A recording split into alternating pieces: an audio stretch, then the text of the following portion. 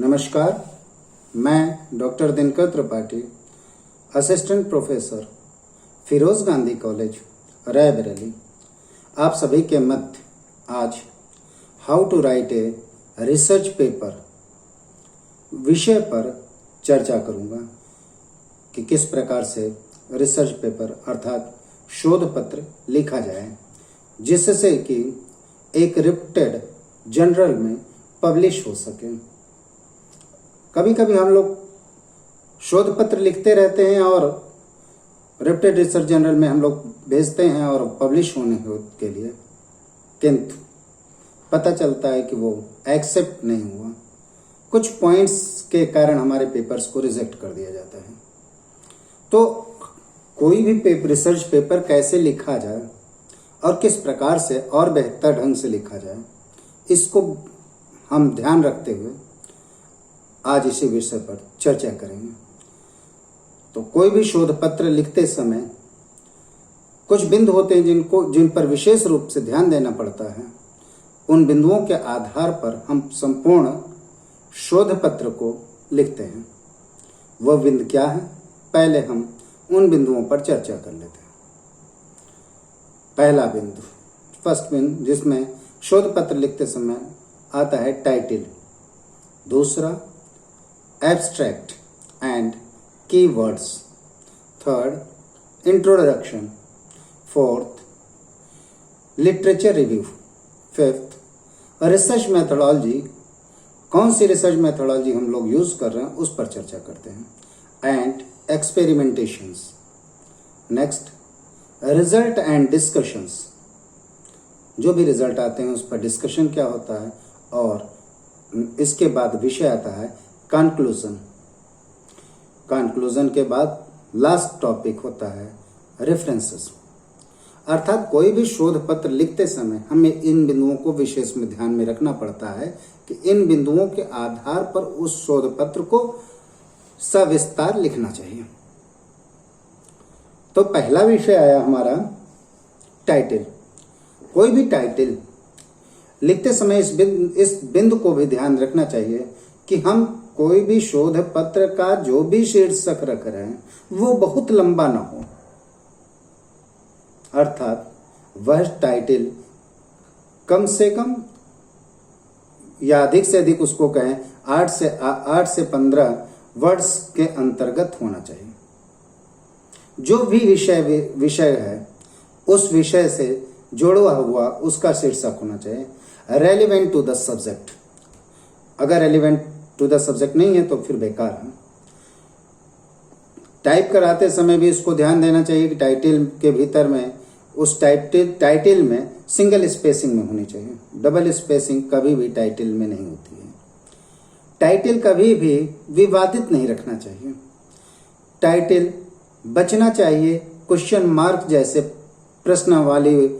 प्रश्नावली question mark जैसे लोग शोध पत्र लिखते समय प्रश्न न पूछा जाने वाला शीर्षक लिखना चाहिए। जैसे कभी मैंने देखा कि शीर्षक था मनुस्मृति को क्यों जलाया गया, अर्थात क्यों प्रश्न, या इस तरह के टाइटल से बचना चाहिए।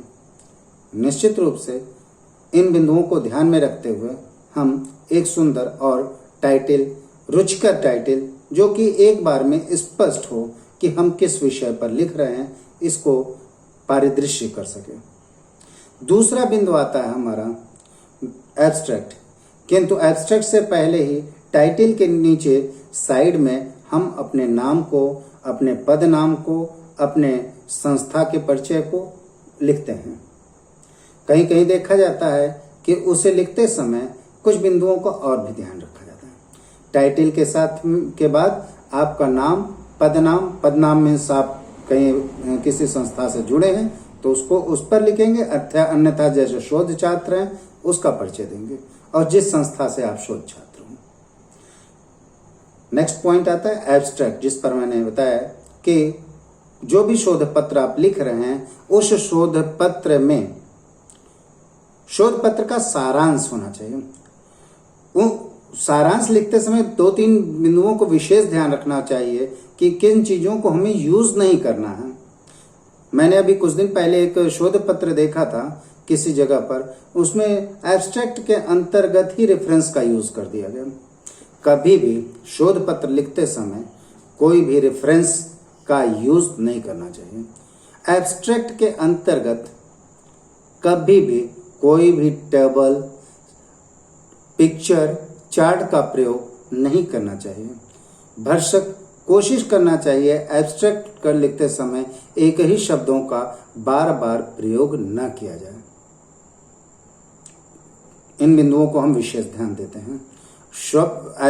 एब्स्ट्रैक्ट लिखते समय हमें इन बातों को भी ध्यान देना चाहिए कि एब्स्ट्रैक्ट बहुत लंबा ना हो, मैक्सिमम 300 वर्ड्स में होना चाहिए। बहुत लंबा होने पर वो रुचिकर नहीं होता समझने। तो एब्स्ट्रैक्ट लिखते समय इन बिंदुओं को ध्यान में रखना चाहिए। साथ ही एब्स्ट्रैक्ट लिखते समय ये भी ध्यान देना चाहिए कि पहले 2-3 लाइन उस विषय के बारे में इम्पोर्टेंस एंड इंट्रोडक्शन देते हुए कि क्या जरूरत है देते हुए, उसका परिचय देते हुए लिखना चाहिए। कौन सी मेथोडोलॉजी का यूज करेंगे इसका भी हम एब्स्ट्रैक्ट के अंतर्गत चर्चा कर सकते हैं। इन बिंदुओं को रिजल्ट भी 1-2 लाइन में ही शोध सारांश के भीतर दिया जा सकता है। इन विशेष बिंदुओं का हम प्रयोग करते हैं। एब्स्ट्रैक्ट के बाद आता है विषय कीवर्ड्स। कीवर्ड्स अर्थात जो भी शोध पत्र लिख रहे हैं, रिसर्च पेपर जो भी लिख रहे हैं, उसके रिकॉर्डिंग उस शोध पत्र के अंतर्गत 4-5 वर्ड्स ऐसे इंपॉर्टेंट होते हैं उस रिसर्च पेपर के अंतर्गत जिसे हम महत्वपूर्ण रूप में देख सकते हैं, और मैक्सिमम 4 से 8 वर्डों का प्रयोग किया जा सकता है। तीसरा बिंदु आता है इंट्रोडक्शन, कि जो भी शोध पत्र हम लिख रहे हैं अर्थात उस शोध पत्र का लिखते समय हमें उसका परिचय देना पड़ता है। पहला बिंदु था टाइटल, दूसरे पर एब्स्ट्रैक्ट, और तीसरा जो परिचय के बाद परिचय आता है। शोध पत्र में परिचय को देते समय कोशिश करना चाहिए 1.5 से 2 पैराग्राफ में उसके विषय के ऊपर चर्चा करना चाहिए, उसका परिचय देना चाहिए कि हमें क्या है विषय, क्या चीजें हैं। 4th बिंदु आता है लिटरेचर रिव्यू। लिटरेचर रिव्यू के अंतर्गत रिसर्च टॉपिक क्यों सिलेक्ट किया इसको हमें भी बताना है, अर्थात लिटरेचर आउटकम क्या है।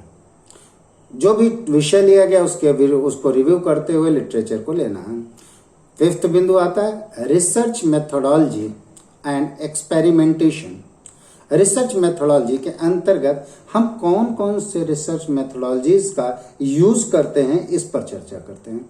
जैसे कहीं कहीं पर आप देखते हैं डिस्क्रिप्शन में रिसर्च मेथोडोलॉजी का यूज करते हैं, अर्थात वर्णनात्मक। कहीं कहीं पर आपको दिखेगा क्वेश्चन एरर प्रोसेस को भी हम अपनाते हैं। कहीं कहीं एक्सपेरिमेंटल रिसर्च को भी हम प्रयोग करते हैं। कहीं कहीं पर आप देखेंगे कि अप्लाइड रिसर्च व्यवहारात्मक, कहीं पर एक्शन रिसर्च अर्थात क्रियात्मक रिसर्च। ये सारी चीजों को इसके अंतर्गत हम देखते रहते हैं। इसमें एक्सपेरिमेंट्स किया जाता रहता है, कोई डाटा होता है। मान लीजिए क्या कि हम सर्वे मेथोडोलॉजी को यूज कर रहे हैं, उसके भीतर में क्वेश्चन एरर प्रोसेस अर्थात प्रश्नावली पद्धति को अपनाई गई है, और उस प्रश्नावली पद्धति को अपनाते समय किस प्रकार के प्रश्न बनाए गए, कितने लोगों पर बनाए गए, क्या एक्सपेरिमेंटेशन रहा, इन सभी चीजों को इस हम 4थे बिंदु में अपने शोध पत्र के अंतर्गत दर्शाते हैं। एक्सपेरिमेंटेशन अर्थात रिसर्च मेथोडोलॉजी को यूज करते हुए उसको एक्सपेरिमेंट करते रहते हैं। डाटा लिया कहीं मान लीजिए किसी चीज पर, और उस डाटा का क्या एक्सपेरिमेंटेशन रहा उसका। हमारा 6th बिंदु आता है रिजल्ट। वो जो एक्सपेरिमेंट किया गया उस पर क्या रिजल्ट आया, उस रिजल्ट के आधार पर वैलिडिटी सेक्शन एक तरह से इसे माना जा सकता है कि आप उसे अपने निचोड़ के रूप में जा रहे हैं। धीरे धीरे आपने जो कुछ किया उसका रिजल्ट देने जा रहे हैं। स्टैंडर्ड चार्ट्स यूज कर सकते हैं इसके अंतर्गत, और रिजल्ट के बाद आप आइडियल जो भी रिजल्ट होते हैं और आपके जो एक्सपेरिमेंटेशन के बाद रिजल्ट आते हैं उनसे आप डिस्कशन भी कर सकते हैं कि ये रहता है तो ये होता, ये चीजें थी तो ऐसा होता। अर्थात इन चीज़ों जो हमारा 6th पॉइंट है रिसर्च मेथोडोलॉजी के how to write a research paper के अंतर्गत 6th पॉइंट है रिजल्ट एंड डिस्कशन के अंतर्गत हम परिणाम बताते हैं और परिणाम के साथ साथ हम अपने पर्सनल व्यू को भी डिस्कस करते हैं। 7th पॉइंट आता है कंक्लूजन। हमने क्या पाया, निष्कर्ष। निष्कर्ष बहुत लंबा नहीं होना चाहिए। निष्कर्ष में हमें बताना होगा कि जो भी टॉपिक है उसको उस विषय के अंतर्गत हमारा पर्सनल ओपिनियन क्या था, क्या रिजल्ट्स आए, मतलब वो क्लोजिंग एक तरह से तो कंक्लूजन जो निष्कर्ष रूप में हम देखते हुए आगे बढ़ते चले जाते हैं। लास्ट टॉपिक आता है रेफरेंसेस। हाँ, एक चीज और, रेफरेंसेस से पहले हमें कुछ और बिंदुओं को भी ध्यान देना पड़ता है। कभी कभी हमने शोध पत्र के अंतर्गत जब हम लिखते रहते हैं तो एब्रिविएशंस का भी प्रयोग करते हैं।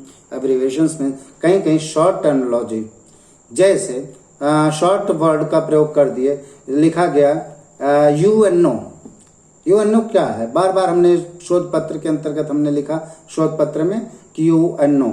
यूएनओ को हम फिर वहां पे डिस्क्राइब करेंगे यूएनओ था क्या, उसका short name, long name, United Nation Organisation. अर्थात जो भी जो शॉर्ट नेम है और पूरे नाम उसके बारे में चर्चा करेंगे।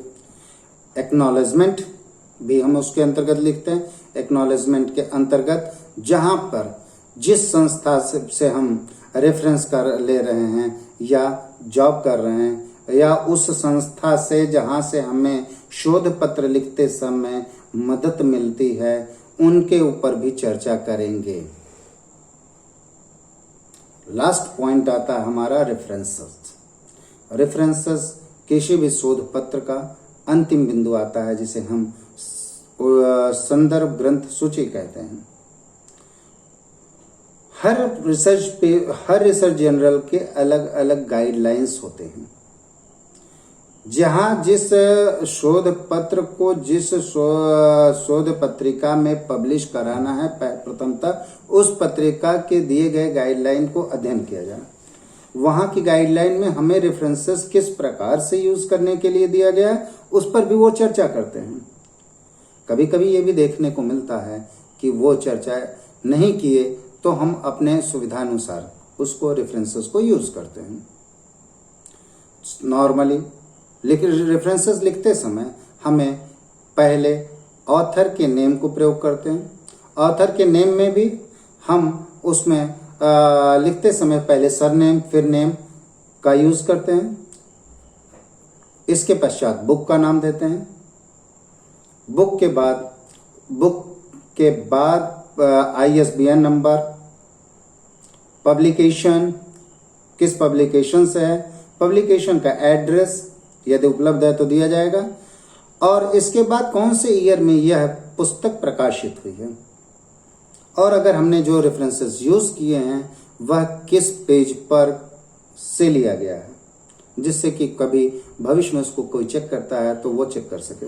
हाँ, अगर हम इसी जगह पर किसी शोध पत्रिका की बात करें तो उसका भी लिखने का चैनल यही होता है, पहले लेखक का नाम, फिर उस शोध पत्र की टाइटल का नाम, उसके बाद उस शोध पत्रिका का नाम, उसके बाद उस शोध पत्रिका के ISSN international standard serial number जो उस पत्रिका को दिया गया उसका नंबर, और कहाँ से उस पत्रिका का प्रकाशन हो रहा है, कौन सा वॉल्यूम है, कौन सा ईयर है, ये लिखा जाएगा, और फिर किस पेज पर यह शोध पत्र प्रकाशित हुआ है। अर्थात हम रेफरेंसेस में कहाँ से लिया गया उसका पूरा विवरण देते हैं। तो ये जो विषय था how to write a research paper के अंतर्गत मैंने चर्चा किया, ये लगभग 8 बिंदु हमारे लिए विशेष महत्वपूर्ण है। पहला मैंने डिस्कशन किया टाइटल के ऊपर कि कैसा टाइटल होना चाहिए। सेकंड हमने डिस्कशन किया एब्स्ट्रैक्ट एंड कीवर्ड्स, महत्वपूर्ण चीजें हैं।